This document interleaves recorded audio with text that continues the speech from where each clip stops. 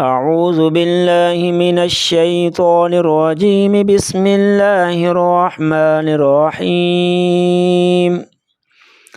الحمد لله الذي أنزل على عبده الكتاب ولم يجعل له عوجا قيما لينذر بأسا شديدا من لدنه ويبشر المؤمنين الذين يعملون الصالحات أن لهم أجرا حسنا ماكثين فيه أبدا وينذر الذين قالوا اتخذ الله ولدا ما لهم به من علم ولا لآبائهم كبرت كلمة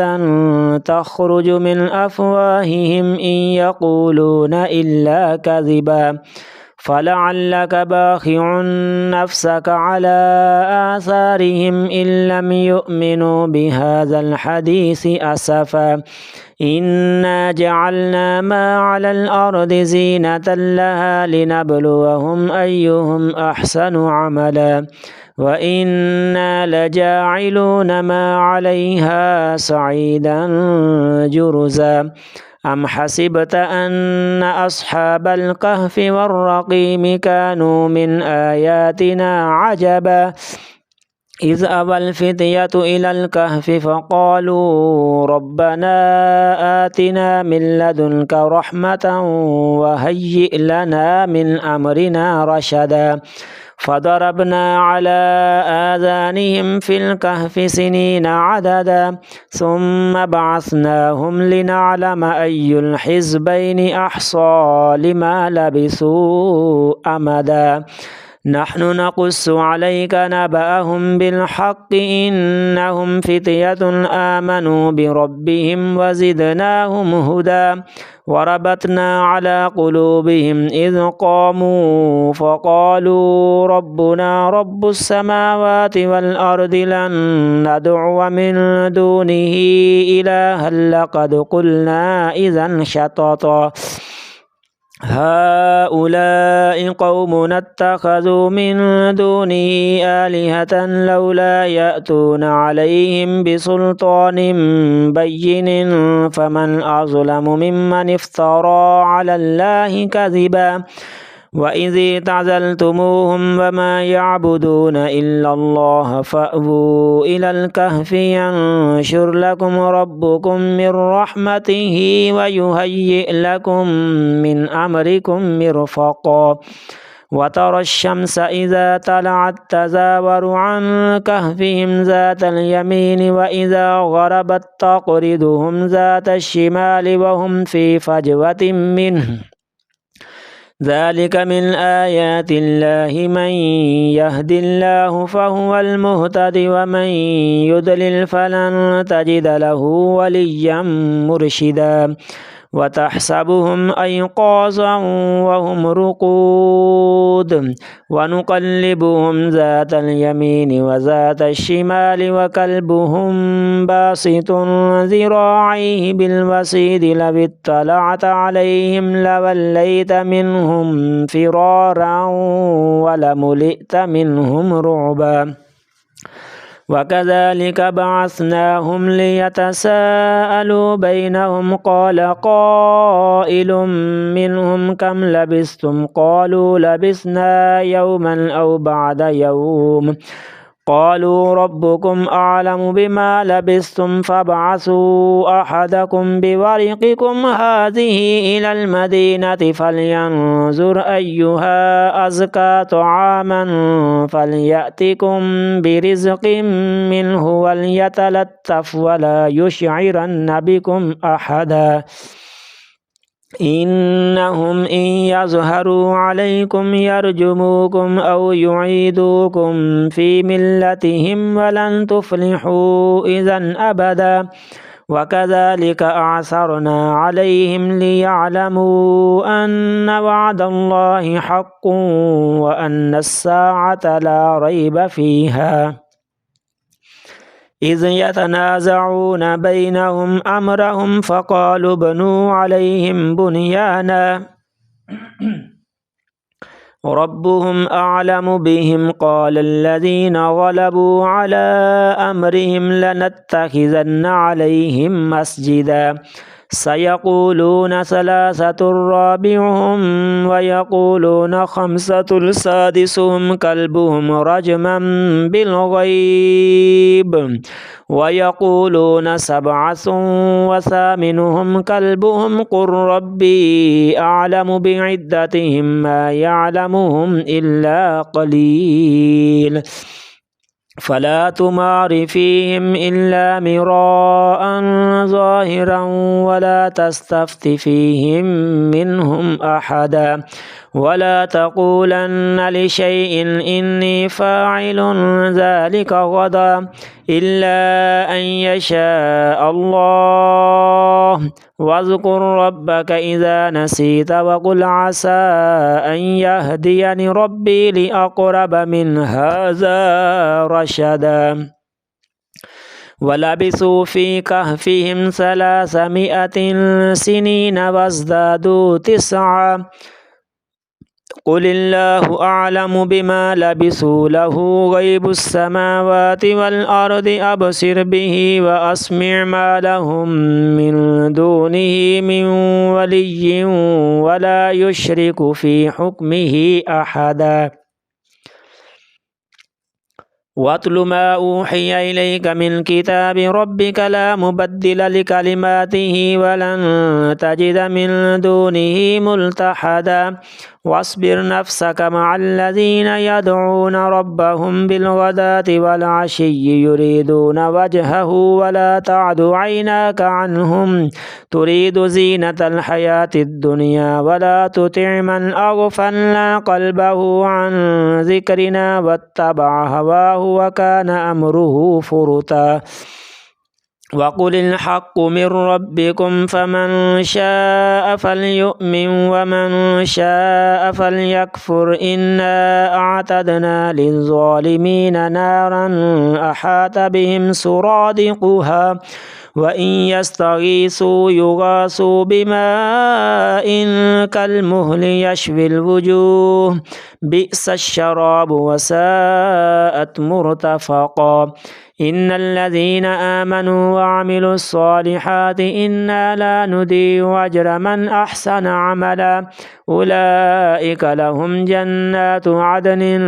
تجري من تحتهم الأنهار يحلون فيها من أساور من ذهب ويلبسون ثيابا خضرا من سندس واستبرق متكئين فيها على الأرائك نعم الثواب وحسنت مرتفقا واضرب لهم مثل الرجلين جعلنا لأحدهما جنتين من أعناب وحففناهما بنخل وجعلنا بينهما زرعا كلتا الجنتين آتت أكلها ولم تظلم منه شيئا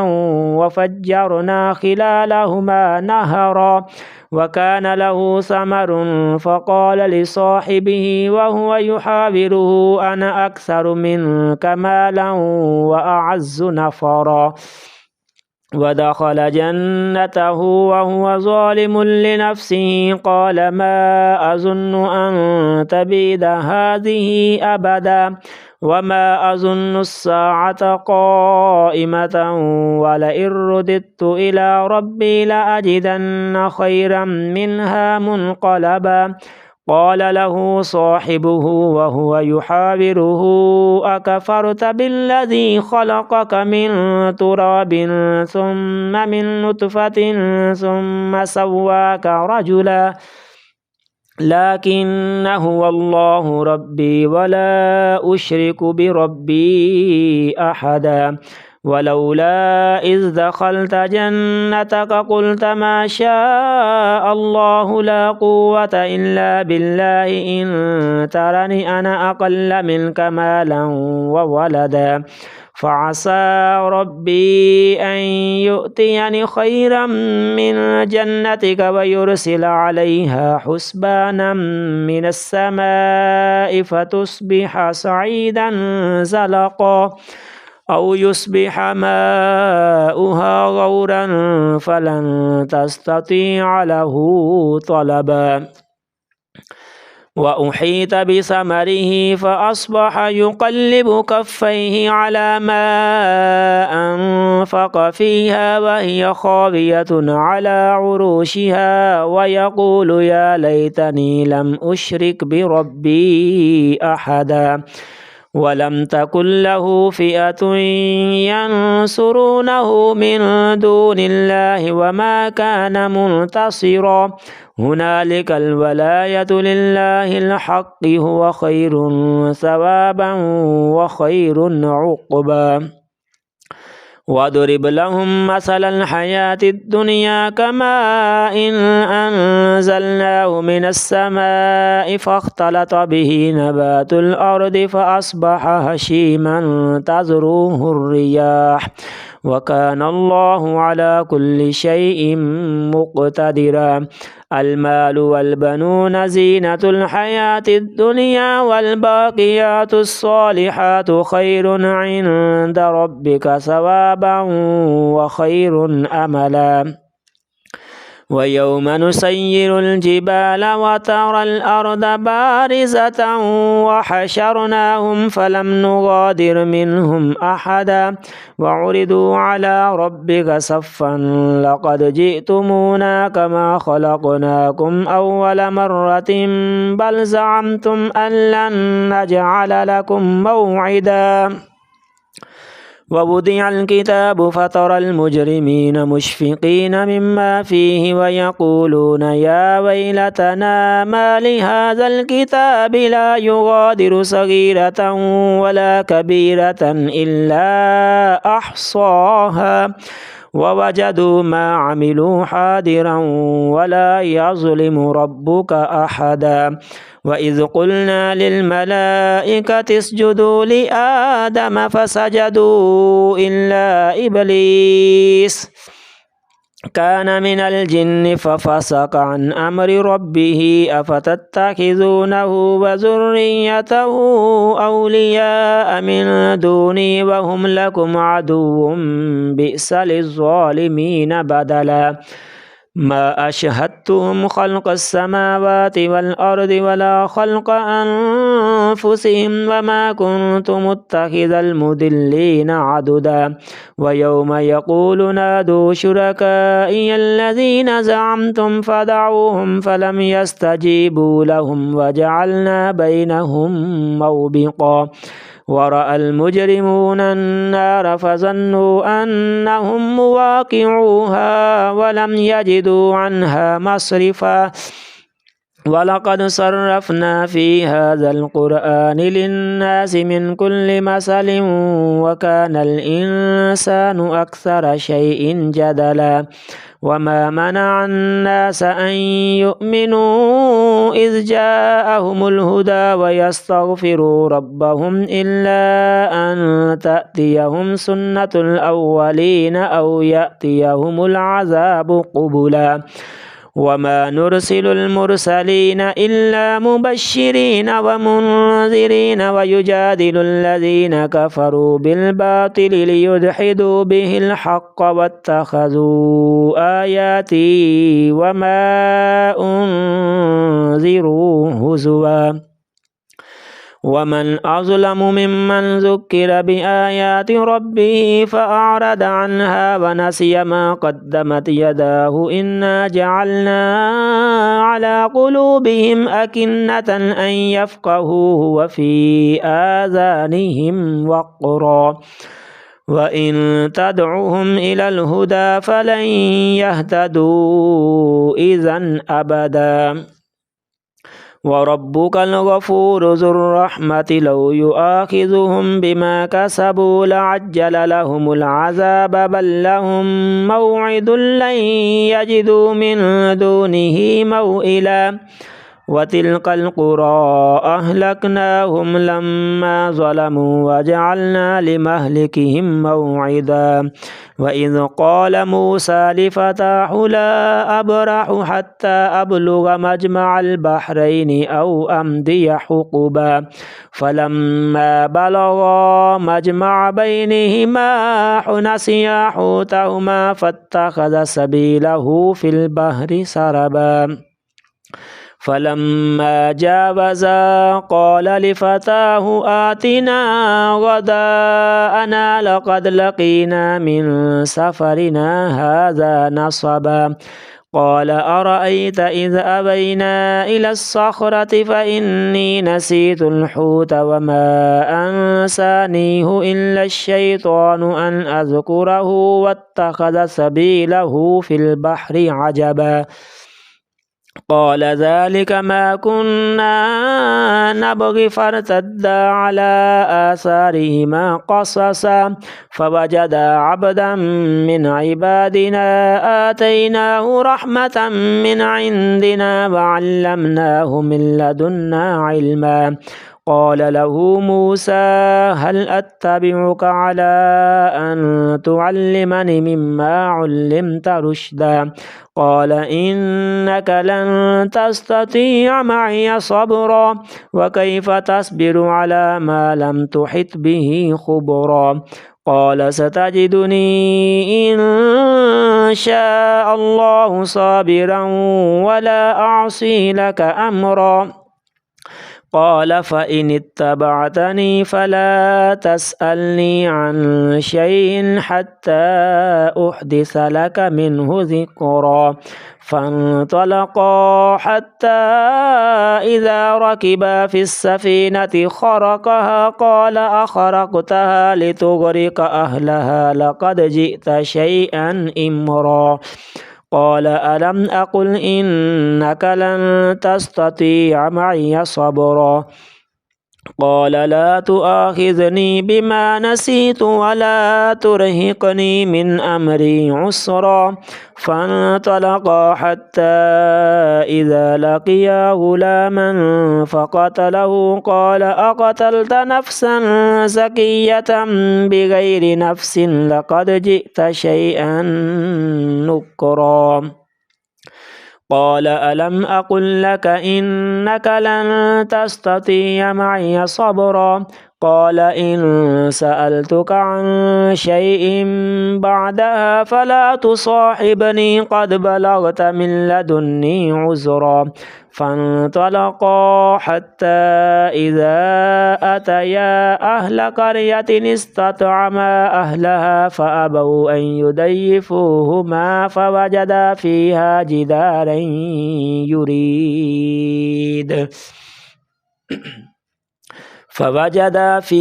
جدارا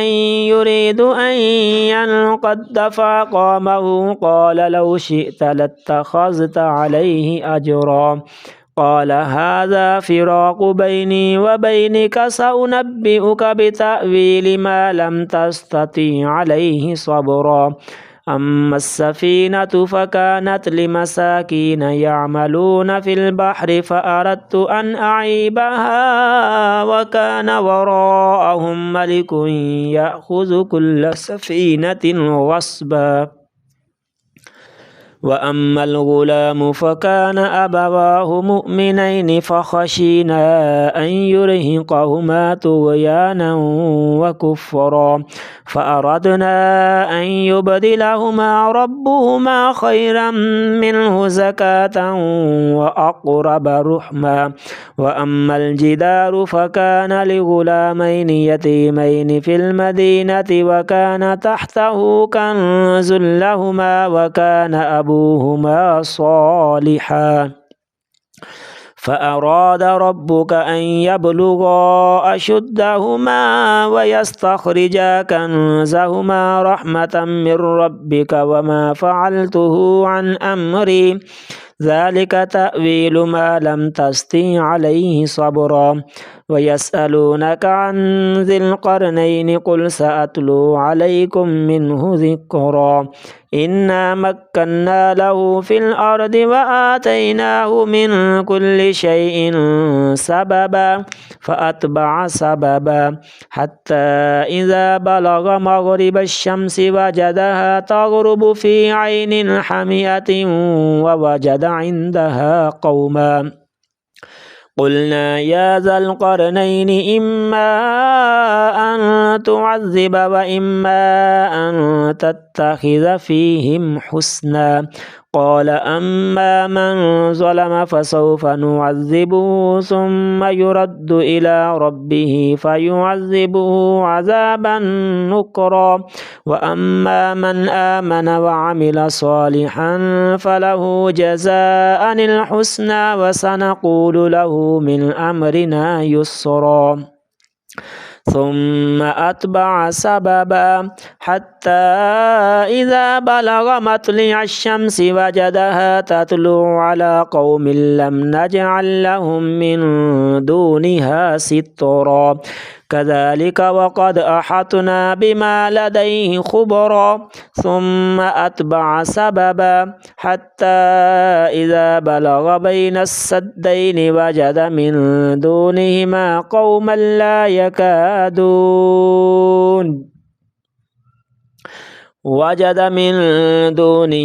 قوما لا يكادون يفقهون قولا قالوا يا ذا القرنين إن يأجوج ومأجوج مفسدون في الأرض فهل نجعل لك خرجا على أن تجعل بيننا وبينهم سدا قال ما مكني فيه ربي خير فأعينوني بقوة أجعل بينكم وبينهم ردما آتوني زبر الحديد حتى إذا ساوى بين الصدفين قال انفخوا حتى إذا جعله نارا قال آتوني أفرغ عليه قطرا فما استطاعوا أن يظهروه وما استطاعوا له نقبا قال هذا رحمة من ربي فإذا جاء وعد ربي جعله دكاء وكان وعد ربي حقا وتركنا بعدهم يومئذ يموج في بعد ونفخ في السور فجمعناهم جمعا وعرضنا جهنم يومئذ للكافرين عرضا الذين كانت أعينهم في غطاء عن ذكري وكانوا لا يستطيعون سمعا أفحسب الذين كفروا أن يتخذوا عبادي من دوني أولياء إنا أعتدنا جهنم للكافرين نزلا قل هل ننبئكم بالأخسرين أعمالا الذين ضل سعيهم في الحياة الدنيا وهم يحسبون أنهم يحسنون صنعا أولئك الذين كفروا بآيات ربهم ولقائه فحبطت أعمالهم فلا نقيم لهم يوم القيامة وزنا ذلك جزاؤهم جهنم بما كفروا واتخذوا آياتي ورسلي هزوا إن الذين آمنوا وعملوا الصالحات كانت لهم جنات الفردوس نزلا خالدين فيها لا يبغون عنها حولا قل لو كان البحر مدادا لكلمات ربي لنفد البحر قبل أن تنفد كلمات ربي ولو جئنا بمثله مددا قل إنما أنا بشر مثلكم يوحى إلي أنما إلهكم إله واحد فمن كان يرجو لقاء ربه فمن كان يرجو لقاء ربه فليعمل عملا صالحا ولا يشرك بعبادة ربه أحدا. صدق الله العظيم.